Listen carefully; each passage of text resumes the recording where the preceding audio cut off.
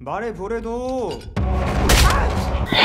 Bana, karibu tena katika ulimwengu wa filamu, na leo tunaenda kuiangazia Meyss for None, filamu ya mapambano ambayo imejaa usaliti, vita vya kifamilia, watu kuuana humu na mule. Kwa watu ambao ni wapenzi wa movie za action, basi series hii itakuwa ni mzuri sana kwao. Ni Korean drama ambayo imekuwa sponsored by Netflix, na kiukweli mpaka hivi sasa imekuwa ni moja ya filamu ambayo inaongelewa sana sana sana sana.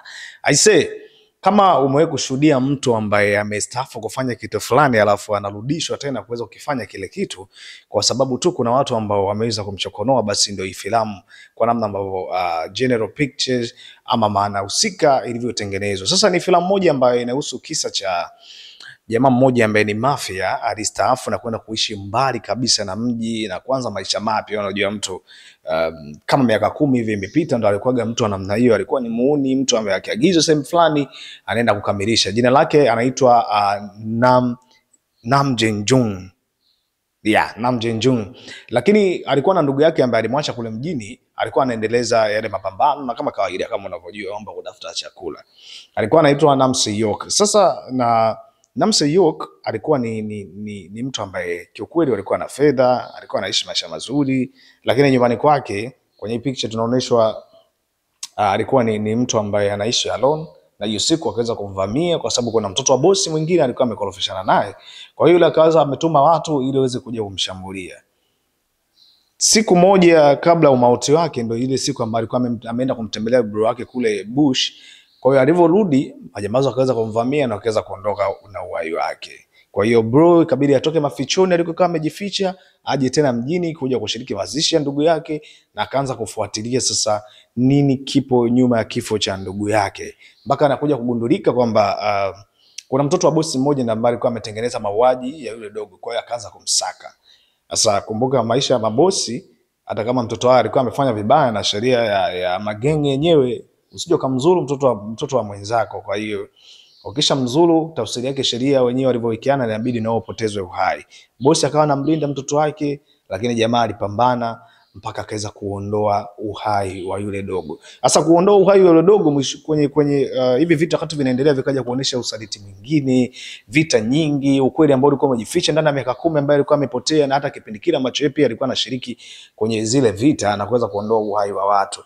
Kwa hiyo Nam Jae-jung amekuwa ni moja ya mtu ambaye ama ni star kwenye filamu yetu ama series yetu ambayo kiukweli kwenye 2025 filamu ya mapambano ama action film thriller ni moja ya filamu ambayo inaongelewa sana sana. Ukipata muda naomba ukapata kuipitia, kwa sababu hapa mimi nitakupa rush tu zile za kushoto na kulia ili nikakupe mwongozo mzuri wa kuweza kuiangalia, na hata ukianza kuiangalia ukapate kuielewa.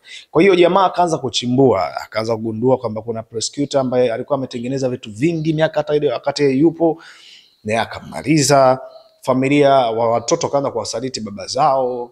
Wadogo mmoja akaja kuchukua madaraka, na yeye wakati siku ambaye anataka kutawazwa kuwa ndio CEO wa kampuni zote mbili ambazo prosecutor ndio ambaye ametengeneza mazingira yote, ukweli kwanza kugundulikana kwamba yeye ndio alikuwa ametengeneza kifo cha baba yake, na hata prosecutor ambaye alikuwa madarakani kwenye kipindi kile pia yeye amehusika kuweza kuondoa uhai wake. Kwa anaenda kupoteza kile cheo, na jamaa anakuja tena naye anamfikia kwa sababu alikuwa amemsaliti baba yake na kuweza kusababisha hata uhai wa baba yake, na anaweza kumwangamiza. Sasa swali kubwa ambalo wamekuja kutuachia kwenye filamu ni, na mimi season 2 itatoka, sijajua kama ni mwaka huu au mwakani.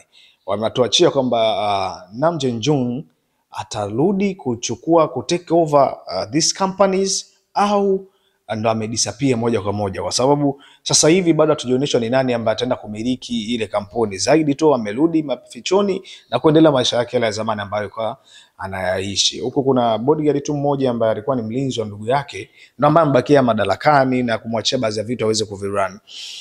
Season 2 naamini itakuwa ni kali. Kama unapenda movie ya action, hii ni movie ambayo mimi kikweli imenivutia kwa sababu mimi sio mpenzi sana wa movie ya kutumia bastola, lakini hii wametumia visu na mapanga na mashoka zaidi kuliko hata bastola. Bastola zimetumika sehemu chache sana, yani ninaposema chache ni chache. Episode ziko 7 kwa season 1 ambazo zimeachiwa, na kiukweli mpaka sasa hivi zinaongelewa sana, zinafanya vizuri sana.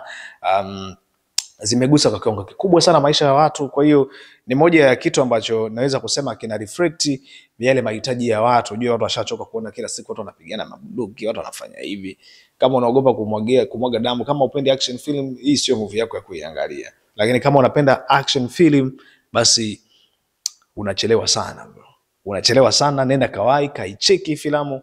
Naamini utakuja hapa katika sehemu ya comment na wewe utanifurahishia kabisa, utasema kabisa shukran sana kwa kuweza kutupatia filamu kali kwa mwaka huu 2025. Inaweza ikaingia katika kinyang'anyiro cha moja ya filamu bora kwa mwaka huu 2025 kwa sababu alichokifanya ni kitu ambacho huwezi kukizania. Tumeziona filamu nyingi sana ambazo zinazungumzia vengeance au visasi, lakini kisasi hiki, usaliti huu ni wa kipekee sana sana. Lakini kwenye disappointment ambazo kiukweli mimi ambazo nimeziona kwenye hii film ni kwa namna ambavyo suspense zinavyoweza kugundulika kirahisi. Yani matukio yanayokuja unaona kabisa. Kwa mfano wakati anaenda kumuua mtoto ambaye alitengeneza njama ya kumuua ndugu yake, alikutana na watu wengi sana, alichomwa visu vingi sana, lakini akafanikisha. Yani kila sehemu ambayo yeye anaenda lazima afanikishe kile kitu ambacho amekiendea. Sawa, tunajua kwamba unajua star tu na lazima afanikishe kile kitu ambacho yeye anakihitaji, lakini sometimes naona exaggeration zimeongezeka kwa kiasi ambacho mtu unatengenezewa kitu kikubwa, hata mtu wa kawaida huwezi kusurvive kwenye vitu kama vile. Na hisi jamaa ndo katika mtu ambaye ameongozwa kuchomwa visu kwenye mwili wake ni yeye, lakini yeye ndo mtu ambaye ameonekana yuko standby tu na anaendelea kutembea japokuwa na changamoto ya mguu kidogo. Hatujaonyeshwa changamoto ile ilikuwa imetokea kwa sababu gani, lakini tunaamini miaka ya nyuma season 2 tukavyoenda wataturudisha miaka 10 nyuma ambayo alikuwaje huyu mtu, kwa sababu sisi tuliambiwa tu kwa rush vile kwamba alikuwa ni mtu ambaye ametengeneza historia kubwa sana. Alikuwa ndo ni mfalme wa zile gang ambazo zipo kule Korea. Kwa hiyo alikuwa ni mtu ambaye akienda sehemu lazima alikamilisha. Yani kama anatuma mauaji, hata kama watu walikuwa 150 wote atawaondoa na atahakikisha ana clear kila kitu.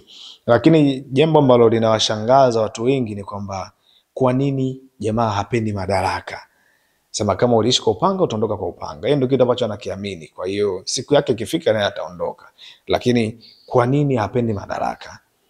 Watu wengi ambao wanapambana walikuwa wanapambania ile madaraka na vile zile nafasi. Lakini hii kwa nini hazihitaji? Hata hiyo miaka 10 wakati anapotea walimwambia aje kuwa ndio msimamizi mkuu wa zile company, lakini yeye akasema hapana na akaamua kutokomea na kwenda kuishi maisha mengine kabisa. Time umekuwa ni mzuri sana, naamini ukipata muda utaenda kufurahia kuweza kucheki, na katika sehemu ya comment ukiangalia, naomba urudi uje kuniambia, ama kama utapata nafasi ya kuelewa vizuri, nadhani katika sehemu ya comment itakuwa ni sehemu mzuri sana ya kuweza kutupa update. Umeichukuliaje movie kwako? Umeipa rank ya ngapi kwa ngapi? Mimi kwangu naipa 10 ya 10 kwa sababu ni filamu ambayo kiukweli kama unapenda mambo ya romance mle ndani hamna. Yaani mle ndani ni vita mwanzo mpaka mwisho. Kwa wapenzi wa movie za namna hiyo, nadhani nimepatiwa kitu bora sana kwa mwaka 2025. Mimi naitwa Dr. Mateka na nyuma ya kamera naitwa Hashim Delay. Usisahau kutufuatilia katika page zetu za Instagram, YouTube na Facebook, hata TikTok pia kwa jina la Locha Media. Nadhani wakati mwingine atakuwa ni wakati sahihi pia tutaendelea kukutana tena. Bye bye.